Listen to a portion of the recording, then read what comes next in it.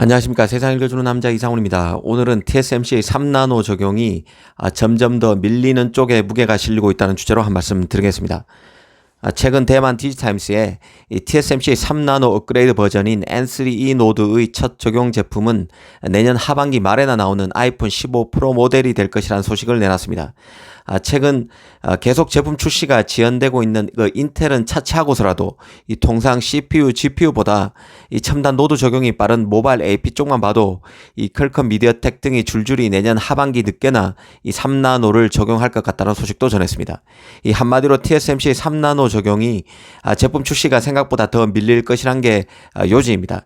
사실 그 TSMC의 동량을 말해주는 바로미터가 되는 팹리스가 바로 애플인데요. 아시다시피 애플은 TSMC의 전체 매출에서 차지하는 비중이 26% 정도 됩니다.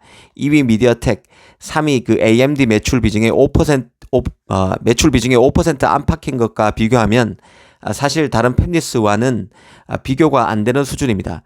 그만큼 TSMC의 애플은 독보적 고객 그 자체입니다. 애플과 TSMC 밀착은 단순히 애플이 TSMC 매출의 4분의 1 정도를 차지하는 데서 그치지 않습니다. 애플의 계획을 가장 속속들이 잘 파악하고 있는 기업이 바로 TSMC입니다. 특히 애플과 TSMC와의 밀착은 새로운 노드 개발을 위한 긴밀한 협조와 통합을 의미하는 것이기도 합니다. TSMC가 새 노드, 선진 노드를 개발했다는 것은 조건 반사적으로 애플이 가장 먼저 이 노드를 함께하기 위해 물밑 작업을 수행해 왔음을 뜻하는 것입니다. TSMC가 신공정을 새롭게 선보일 수 있는 것은 애플이 그 라인의 가동률을 끌어올려 주기에 가능한 것이기도 합니다. 현재로서는 TSMC의 3나노, 2나노를 활용할 100% 확실한 고객이 바로 애플인데요. 이것도 가장 빨리 활용할 고객이 바로 애플입니다. 애플은 모바일 AP와 CPU를 다 하고 있죠. 그런데 애플이 TSMC 3나노 활용에 있어 점점 더 예상 시기가 밀리고 있다는 뜻입니다. 일전에 TSMC가 3나노 노드도 무려 5가지 세부 공정으로 세분화했다는 말씀을 드렸습니다. 올 4분기 양산을 시작하는 초기 버전인 N3 이외에도 N3E, N3P, N3S, N3X 등으로 나눴습니다. TSMC는 공식적으로 N3E 노드의 경우는 내년 2분기에 양산한다고 밝힌 상태인데요. 그런데 디지타임스가 N3E 노드의 첫 제품 적용 제품이 내년 9월 이후에 나오는 애플의 아이폰 15도 아니고 그 아이폰 15의 업그레이드 버전인 아이폰 15 프로라는 것입니다. 가장 최상위 모델 그리고 가장 비싼 최상위 플래그십 모델에 TSMC의 N3E 노드가 첫 적용된다는 것인데요. 빨라야 내년 연말께 N3 노드 첫 제품이 나온다는 뜻입니다. 지금 외신에서는 애플의 CPU인 M 시리즈 제품 중에서 M2 프로, M2 맥스가 첫 TSMC 3나노 적용 제품이 될 것이라는 얘기가 조금씩 나오고 있지만 사실 이 가능성은 높지 않다고 보고 있습니다. CPU의 경우는 3나노 적용이 급한 상황도 아니고 경기 악화로 CPU 수요가 떨어지는 판국에 활용 가격이 매우 비쌀 수밖에 없는 3나노 노드 적용 칩을 서두를 필요도 없다는 생각입니다. 즉 가능성이 매우 낮아 보이지만 만약 이게 혹여 맞더라도 이는 M2 프로, M2 맥스를 통해서 TSMC의 3나노 최초 버전인 N3 노드를 테스트하는 수준의 애플과 TSMC 암묵적 합의가 있다는 생각입니다. 사실 눈여겨봐야 할 게 애플이 N3 노드를 아이폰 15가 아니라 아이폰 15 프로에 처음으로 탑재할 것이라는 얘기가 계속 나오고 있는 점인데요. 이 팹리스들이 칩의 생산 비용 증가에 매우 민감해지고 있다는 생각이 듭니다.